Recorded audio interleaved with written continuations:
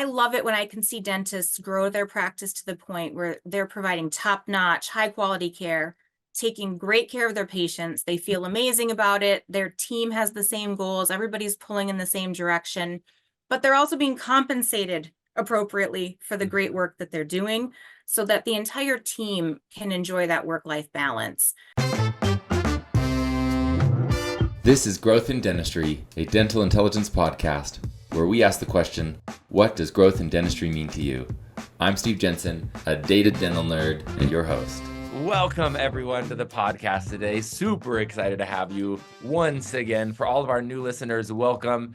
Please, if you like the content, subscribe, share it with your friends. We're always looking to grow the podcast and grow our reach. We have a great time on this podcast. Big believers that we need to be data-driven about the way that we build our businesses, about the way that we take care of our team members, and the way that we take care of our patients. So, before I jump into our awesome guest for the day, just a reminder, thank you and a big thank you to the Dental Intelligence marketing team and for Dental Intelligence for sponsoring this podcast. As always, they have a $50 gift certificate that they'll give to anyone who checks out the solution and just does a demo. So they've released some really cool new things recently. Come and check it out. Insurance, claims management, some new functionality with processing credit cards and text to pay and things like that, as well as a cool new scorecards feature that allows you to get like any metric you can think of in your own personalized view. So if you haven't checked it out for a while, go definitely check it out and see what they've got going on. The link to that is going to be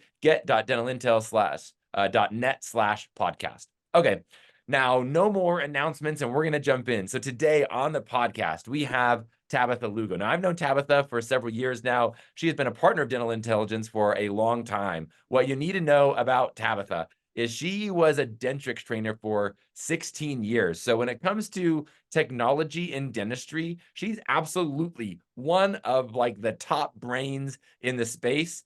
She has her own consulting firm, and she considers herself a technology-focused practice management consultant. So with her, less about like the back office handoffs, here's how you prep the tray, more about how do we use technology to its fullest to help our team run efficiently, smoothly, wow our patients, and wow our pocketbooks, hopefully, as well. And so today, here's how I want to frame the conversation. So number one, welcome, Tabitha, to the podcast. Say hello to everyone. Thank you for having me. I'm glad to be here. Yeah, we're super excited to have you. And the way I want to frame this, so as you guys know, I like digging into our consultants and seeing like who's great at what. Tabitha is exceptional on the accounts receivable. I mean, there's multiple things she's really good at, but we've had some conversations to figure out like why that is. There's actually her office is great at case acceptance and some other things, but like the thing that we're going to hone in on today is specifically this problem I've noticed. So I just published benchmarks for 2023, and in the process, I actually created a live dashboard of a ton of metrics. And one thing I was surprised to see is that from 2019 all the way up through the end of 2023 and to present day, now it's February when we're recording, our accounts receivable days across the whole market has been ballooning. It's been increasing. So we've actually increased. So it's taking 12 days longer to collect today from insurance companies and from patients than it did just 3-4 years ago. So there's this problem that's happening. There's other problems, but today we're going to isolate that one. And since Tabitha is an expert on it, I wanted to have her on and come and share like, okay, like what are you seeing in practices? We're going to talk about best practices. But first I'll say this. When I think about solving this problem, some practices are smaller. So listening, you might have like one front office team member, an office manager, like a smaller team. And so collections might be a small part of one person's job that's wearing like lots of hats. In some bigger practices, collections and managing accounts receivable and claims aging might be someone's full-time job, or you might have a combination of that or using an outsourced service to do it. Like there are companies who all they do is manage accounts receivable and claims aging, and they're specialists in it. And there's obviously a cost there, but that might be an option as well. So I wanted to get Tabitha's thoughts on kind of the full picture of this problem. How do you think, Tabitha, about those things? And then let's talk about like nitty gritty. So let's start with like you. How did you get into dentistry? I want to hear a little backstory. Let's move in from there into like kind of the basics of accounts receivable and claims aging, maybe some of the jobs to be done, and then let's hit kind of solving the problem. Is that cool? So tell us a little bit about yourself. Let's introduce you so people know who you are beyond what I shared, obviously. So Well, again, thanks for having me. I'm For sure. so happy to be here today. So I started out by working in a small dental practice in Northern Michigan. When I started, we were still basically on paper charts, but Mhm. that summer after I started working there, we brought Dentrix in. And so I learned how to use Dentrix essentially from the ground up. And I fell in love with it. I loved working in the dental industry. I was originally going to go into medical, but I've stayed in dental all these years. And after working there for about 5 years, I was on vacation, met my husband. That was 25 almost years ago. Wow. Destiny. But I ended up moving out to the Massachusetts area and became a trainer for Dentrix. But just as the years have gone on now, I am an independent. I'm no longer connected with Henry Schein, basically. Mhm. And part of the benefit of that is it allows me to see technology that's not just from one supplier. And especially with like Dental Intel and some of the products we use, there's some amazing programs out there. And as an independent person, of course, I can recommend what I think works best for my offices. But also, since the pandemic, besides doing practice management consulting, there's definitely been a need since the pandemic with so many people that did not come back to work that offices are struggling to find team members for all positions. I know of offices looking for I didn't think about associates. that. Yeah, you've got like the big one I hear about the most is this hygienist group, but I didn't even think Mhm. about the fact that, yeah, a lot of these front office team members, the people that were managing, this is like speaking to that problem. I'm connecting some dots. People that were managing claims aging and stuff that's nuanced and can be a difficult task to learn, exited. So we have this like training problem. I didn't think about that. It's fascinating. Yeah, absolutely. So, I mean, offices are still looking for associates. I have Mhm. offices looking for assistants, hygienists, and still front desk. And one of the things about the front desk in particular, in the medical world, you can take courses to become a medical biller and coder. And if you know your medical offices, none of them do their own billing. That it's always outsourced to a billing company, or if the hospital or the billing or the physicians group might have their own billing department, but the doctors don't do billing and coding. But Mhm. in dental, it's one-stop shop. We take care of everything in-house. And part of the issue in the dental office too is that it's usually one person training the next person. Mhm. So bad habits get passed on, and sometimes old information is passed on. And you don't always see team members going out to find the latest and greatest and what's new. So when you're short staffed because people didn't come back, it's not like you can go to the local school and say, hey, who's graduating that knows how to do dental billing, because that school doesn't exist. So there's definitely a lack of a pool of people out there to work with. And so a lot of offices, again, are short staffed. And the part that suffers is the collections Yep. because they have to answer the phone and they Mhm. have to take care of the patients that are in Yeah. front of So many of them. those other jobs are so like urgent and feel like more immediately important. That's a good point. Absolutely. So what suffers is generally the insurance aging and a lot of times too the accounts receivable from the patient side. So my company has started doing remote billing for a lot of offices. In some cases, we're dealing with a temporary shortage, just until they can get somebody. But other offices have seen that, wow, this is great. We get the extra help without the drama in the office of Mhm. another team member too. And as a billing company, we come fully trained. We know how to deal with all the different situations and softwares that are out there for the most part. Now, when you think, so for listeners, let's kind of put some like numbers or metrics. Like Tabitha, when you think about you get connected with the practice and you're trying to understand, or maybe a listener, like, am I doing a good job at like accounts receivable and claims aging, or do I need help? Like, how do you think about like who's doing it well and who's not, and when might I need to fix things? How would you put some like brackets on that? So when we start with an office, we always take a look at their dental intel board and we focus on the collection side. That's kind of the after the fact. Mm. And my eyes always start by looking at their claims aging. So how many claims do they have that are past due? What's the average age? Because that right there shows a lot about the insurance piece.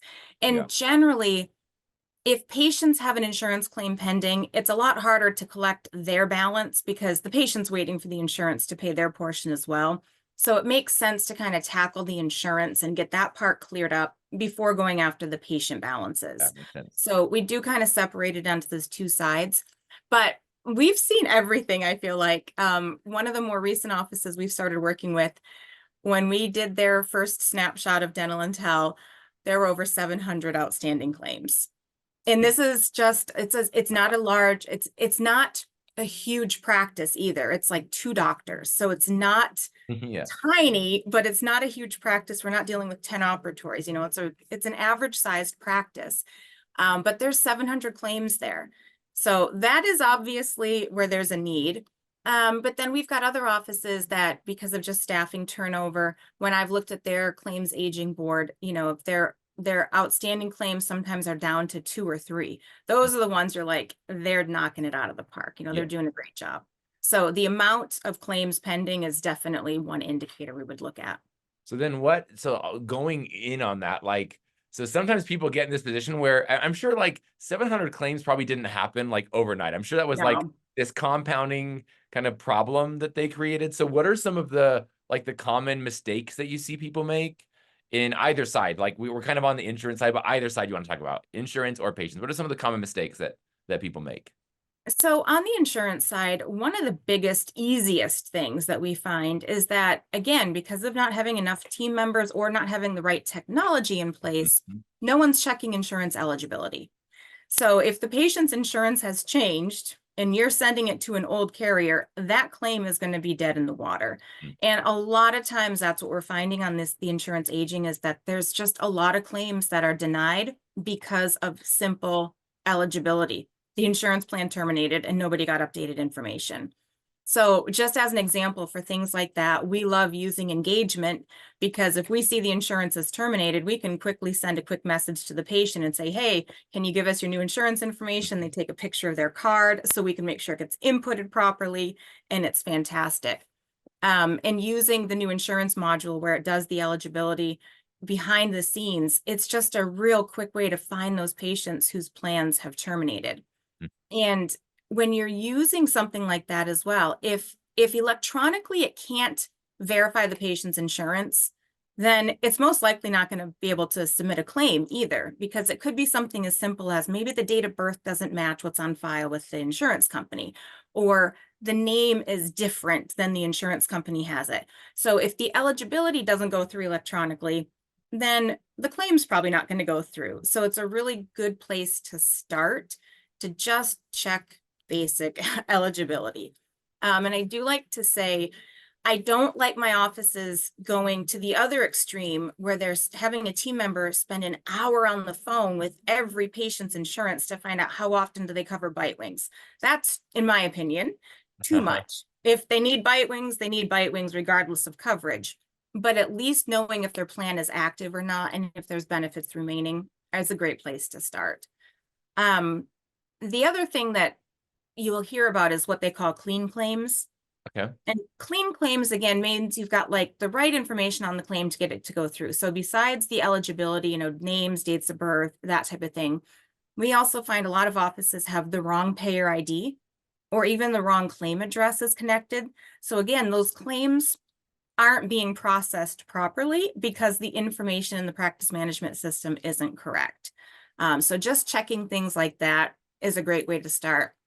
And then I would And I say guess I'm like listening to you and I'm thinking, if you're in the practice and I think pretty common, the person that's doing the insurance claims is wearing multiple hats, right? So absolutely. like finding the time or like segmenting out time to go back to these, you've already done work to submit all those claims, and finding time to go back and like just like finding out, okay, like crap, why didn't this one go through? Which little detail that can be like pretty cumbersome. So I get, I'm like trying to picture like that, I get how someone could get to the point where like all of a sudden you find yourself with, 100 claims or 50 claims, or in your example, extreme probably, but 700 claims where you're like, ah, crap, like I've got to tackle these. I have that same problem with like my text messages where I just like, I'll let the little like notification bubble, like boop, boop, boop, boop, boop, it'll get bigger and bigger. And then I'm like, okay, crap, I've got to like tackle this thing. And there's probably some of that same behavior where it's like, I'm trying to get everything done I'm supposed to get done, and sometimes things get put on the back burner. So I could totally see how that happens Yeah. as you're mentioning these like little things that will impact a denial where you have to do a Yeah. resubmission, that just going back and sifting through that could be cumbersome. So I totally get that. Yep. And if you're the only one at the office and you're on the phone with an insurance company to figure something out, but then 2 patients are walking in, 2 patients are checking out, and the phone is ringing, the insurance company gets hung up on because you don't have time for it. So that's where having a remote billing company is great, because we're not being interrupted with the patient flow and the phone Mhm. calls, so we can take care of that and get on the phone as needed. Just another thing too that we find is offices not necessarily submitting the correct clinical documentation. So not including perio charts when they're needed, SRP dates, replacement dates, x-rays, things like that. And then the other big one that we find is primary and secondary insurance. Again, a lot of offices don't know what should be primary or secondary. And even if we do know, sometimes the insurance companies, they'll do anything to delay payment of a claim. Uh-huh. And if they can delay the payment just because they want to double check that there isn't another plan in place, even though there hasn't been one for 20 years, they'll stop payment of claims just until they hear from the member or the office confirming, no, this is the only insurance. And just those are like some of the biggest issues that we run into. Okay, so now that I love that. And that sounds pretty consistent with what I would imagine. So thinking through, so we've got like eligibility issues, we've got some of the wrong or slightly wrong information that causes problems that you mentioned. As you think through, these problems, the common ones we see, what tips do you have for practices? Kind of regardless of where they're out on the spectrum, like what would you suggest? Like, how do you solve some of this stuff? What tips do you have? So I want to touch base too on the patient balances. Usually Yeah, the let's hit reason that. why there's a lot of patient balances is because the office never informed the patient of what their expected out of pocket is. So maybe they don't know how to calculate the copay properly, or I find a lot more often it's just the fear of telling patients at all that they're going to have to pay Mhm. something. So they wait for insurance to come and then they send a bill and patients they weren't expecting it to be so large or different things like that. So to stay on top of it for tips is patients have to be told how much their treatment is going to cost. You can't hide it from them. I always use the example, when you go to the store to buy something, if there's no price on it, nobody takes it up to the cashier and hands their credit card. The question is always, how much does it cost? And it could be something as small as a banana or as large as, a $10,000 some item. But it's a consumer's right to know how much something costs before they agree to it. So if patient balances are a little out of control, I would go back and look at how is treatment plan presentation going, because there's probably an issue there. And then the other thing that I would say is for offices dealing with insurance claims, that, like you said, that 700 claims didn't happen overnight. It actually happened over the entire pandemic.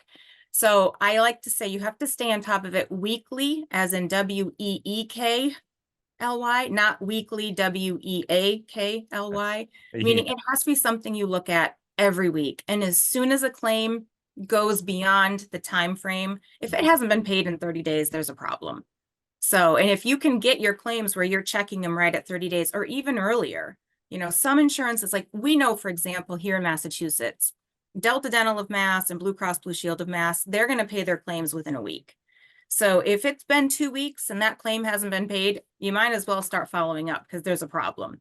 And Mhm. other ones, you kind of have an idea of which ones take a little bit longer. But as soon as you identify that there's a problem, get on it and stay on it. Um, and then also utilizing like the text to pay and the email to pay options. Those have been life-changing for some practices. The amount of the ease that patients have of being able to pay their bill right off their phone. And I think about some practices that they've trained their patients when they get the bill to call and pay by credit card. So first of all, they have to call when the office is open, right? They Yep. also are telling a staff member over the phone the credit card number, so it's being punched into it. Those are like the highest rate too, if you're not on a flat fee. Mhm. And it just takes more time. But if you can just send a text message or an email, the patient can pay when it's convenient for them. So I love the text to pay option. And that has helped a lot of offices clean up some of their old AR, especially if statements weren't going through for some reason. I actually want to make a comment on that because we did we did a survey. This is about 18 months ago. So it's been a little while, still very relevant. And I was so surprised. I just assumed, it was 2022, end of 2022 at the time. And I just assumed like, hey, we're in the modern era. People must be paying their healthcare bills online. And I was surprised to see, so 65% of the practices surveyed said their primary method of trying to collect payment was sending out paper statements. So that like blew my mind where I'm like, holy cow. And like you said, like the call to action from that is, you get the statement. Now you have to call the practice to make a payment. There's very rarely, an online terminal where you can do that, or a text message that you can do that. And then the second most common one was 17% of practices says they're paying a team member to make the manual phone call out to the patient to like collect the balance. Like, hey, you owe us money. Here's how much you owe us. Can I get a credit card number over the phone? Which, I don't know if people like pay attention, but like collecting a credit card over the phone is like the most expensive swipe, Exactly. Exactly. And so there's like higher merchant fees and stuff. Like there's all sorts of little things that play into this nuance where, man, like if I had a dental practice, I would be very focused on, okay, how can I improve this payment experience for the patient? Because then I can get it faster.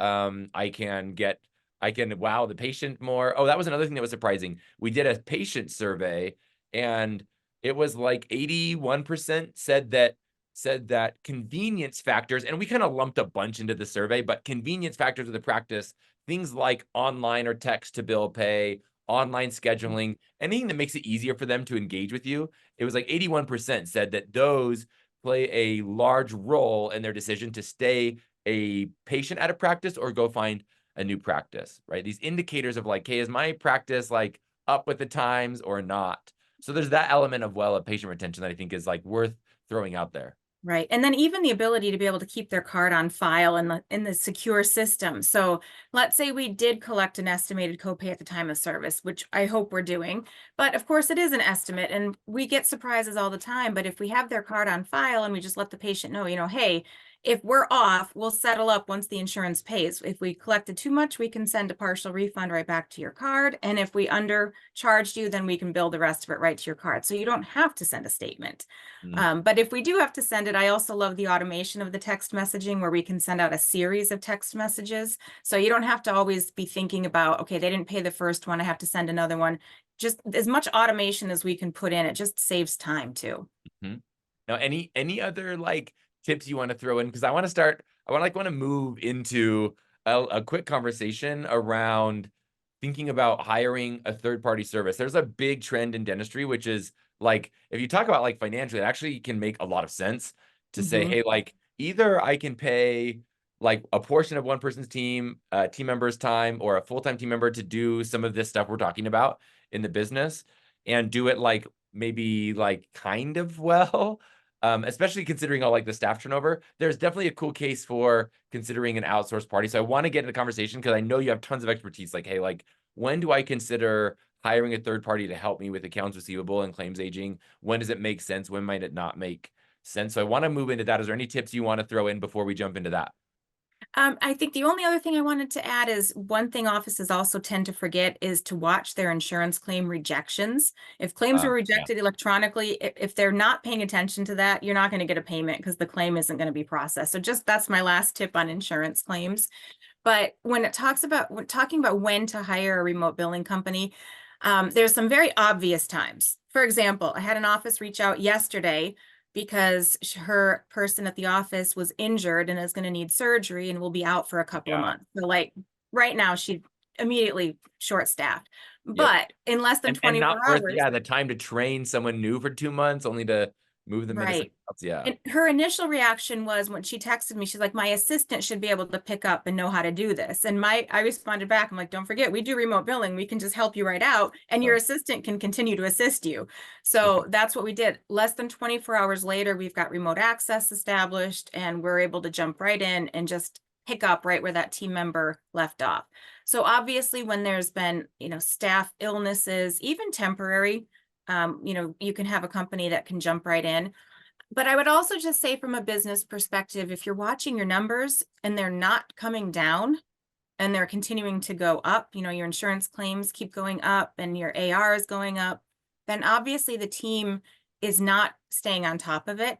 And it's probably a good time to consider outsourcing. Again, the medical world has been doing this forever. Yeah. So dental always seems to be a little bit behind on the medical side, but it's a formula that's worked in the medical world for a long time.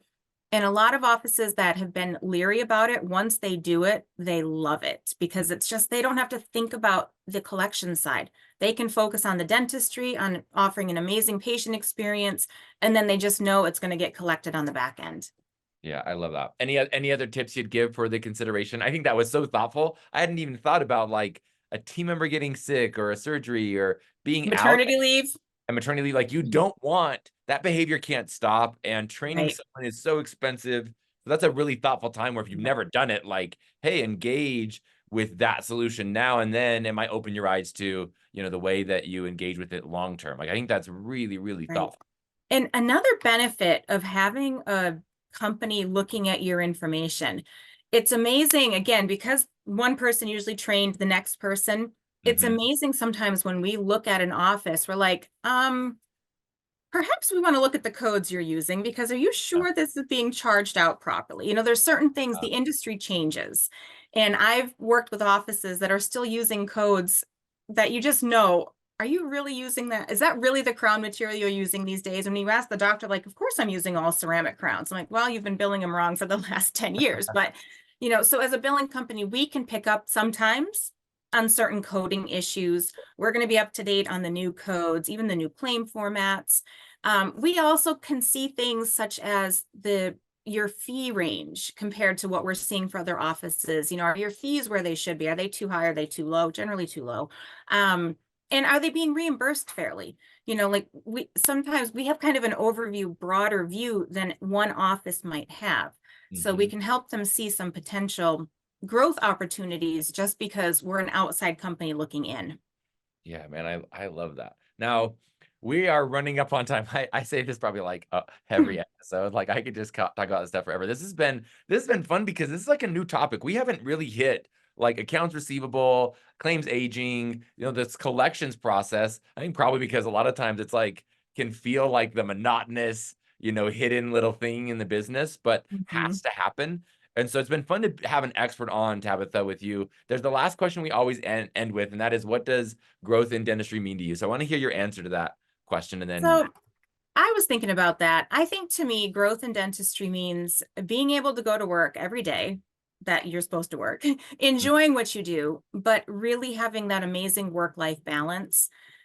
I love it when I can see dentists grow their practice to the point where they're providing top-notch, high-quality care, taking great care of their patients. They feel amazing about it. Their team has the same goals. Everybody's pulling in the same direction, but they're also being compensated appropriately for the great work that they're doing so that the entire team can enjoy that work-life balance. And part of doing that is keeping up with the technology clinically and business-wise, and having the right systems in place can definitely get you to that formula. yeah, that's great. That's a great response. Well, Tabitha, I'm gonna give you a little plug. Um, for folks that are listening, if you would love to like, hey, I want someone. Remember, Tabitha isn't just like accounts receivable and claims aging expert. She is a technology consultant and can help with lots of things. So like maybe you're a dental intelligence user and you're like, hey, like I love more consulting there, or like I'm not using Dentrix to its full capacity. I love some help there. There's so many things that Tabitha can help you with beyond the thing that we talked about today. So just like I want to put that out there in the air. Because I would love if folks engaged with you. So Tabitha, is there like a website people can go to or an email address where like, hey, if they're listening, they're like, hey, I want to connect with Tabitha and chat more, ask questions, get help. Where can they find you? Yeah, so my website is improvemydentaloffice.com. My Nice. email is my first name, Tabitha, at improvemydentaloffice.com. My phone number is on the website too. But if you want it, I can give it to you now. It's 508-272-2140. And yeah, I'm happy to help. Even if you just want to talk, I'm happy to answer questions and just give you some ideas. Sweet. And we'll throw your information in the show notes. So those that are listening, if you're like on a commute and you're like, hey, I couldn't like write down her phone number or write down her website address, we'll throw those in the show notes for you so you can like click on it really easy when you get parked and are safe. So Yes, absolutely. Thank you. thank you, Tabitha, again for joining and shedding some light on the accounts receivable world in dentistry, some of the common problems that folks face, some of the cool solutions, and the ways in which you approach fixing the problem. And then thanks for riffing with me a little bit on like, hey, when do we work with third-party billers and when is that like a smart decision? I think that's really helpful for folks and very timely for the day. So thanks again for joining, Tabitha. Thank you. And then thank you to all the listeners for joining. Once again, this has been a Growth in Dentistry podcast where we ask the question, what does growth in dentistry mean to you? My name is Steve Jensen, your host. Keep growing.